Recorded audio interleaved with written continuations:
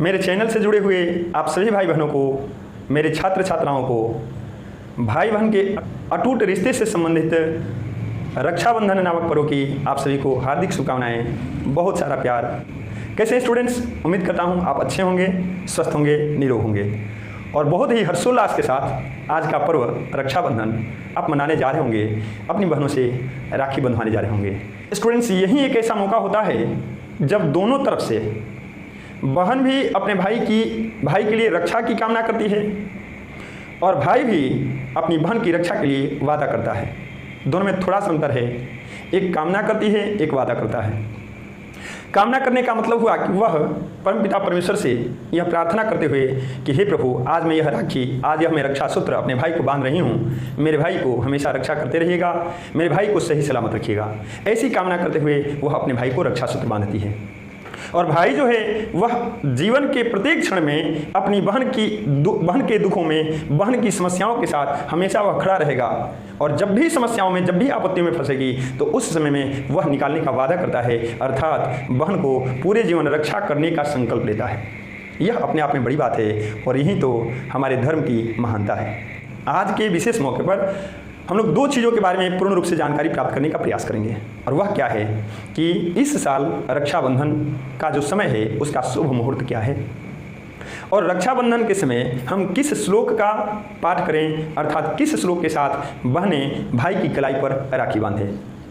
आप लोगों को पता होगा स्टूडेंट्स कि पिछले साल जो मैंने वीडियो बनाया था वह मेरे प्लेलिस्ट में पड़ा हुआ है, आप उसे देखने का जरूर प्रयास करें। उसमें राजा बलि की एक बहुत ही सुंदर कहानी बताई गई है और उसी राजा बलि से संबंधित श्लोक के साथ भाई की कलाई पर राखी बांधने का कार्य करना चाहिए। क्यों? क्योंकि वही मंत्र जब एक पुरोहित महाराज अपने यजमान के हाथ पर कलावा बांधते हैं, जिसको कहीं कहीं रक्षा सूत्र कहा जाता है, तो उसी मंत्र का पाठ करते हैं, उसी श्लोक का वाचन करते हैं।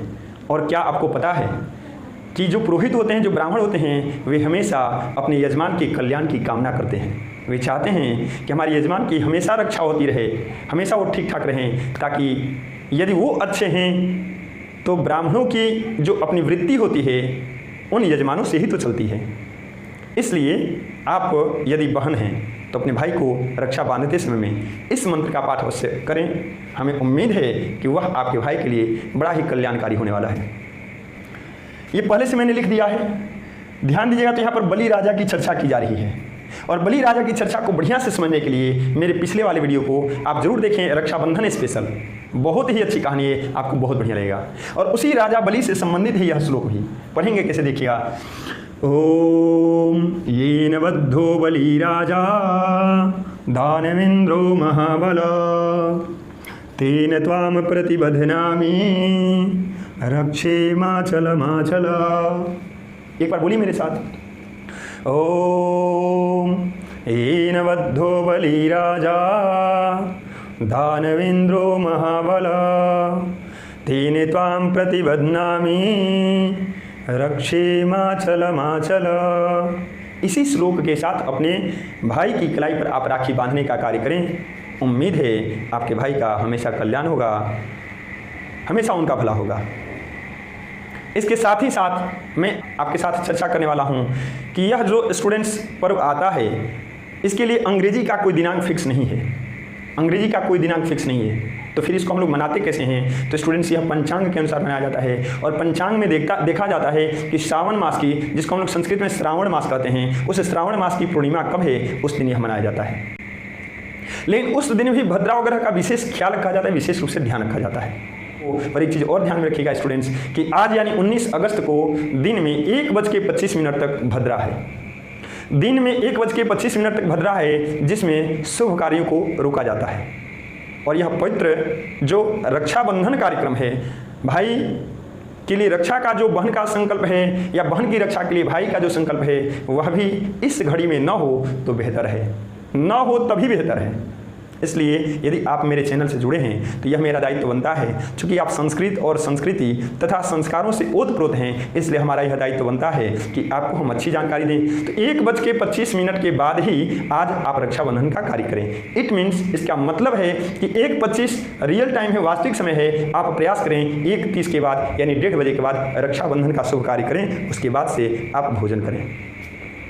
हालांकि यदि बच्चों की कम उम्र है तो उन बच्चों को न सताएं ना, ठीक है, रिवाज अपनी जगह पर है, लेकिन कहा जाता है कि वृद्ध लोगों के लिए, रोगी लोगों के लिए और बालकों के लिए नियम थोड़े लचीले होते हैं।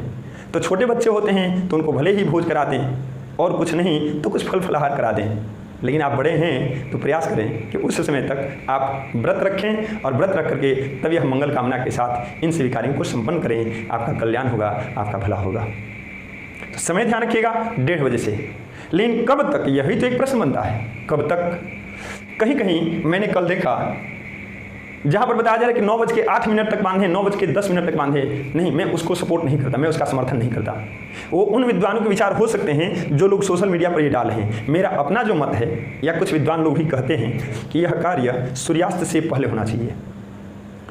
तो यह कार्य सूर्यास्त से पहले होना चाहिए, इसका मतलब है कि आज आपको 1:30 बजे से लेकर के सूर्यास्त से पूर्व तक यह काम आपको पूर्ण कर लेना है।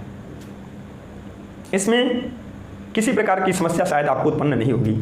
वैसे यदि सूर्यास्त से पहले करते हैं तो यह तो अच्छा होगा ही होगा निश्चित रूप से।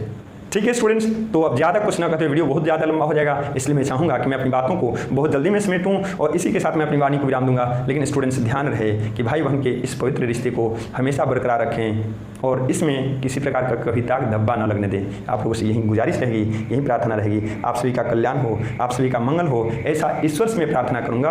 आप सभी भाई बहनों पर परमपिता परमेश्वर की कृपा बनी रहे, ऐसा ईश्वर से मंगल कामना करते हुए आप सभी लोगों का बहुत बहुत धन्यवाद। आप सभी लोगों को साधुवाद।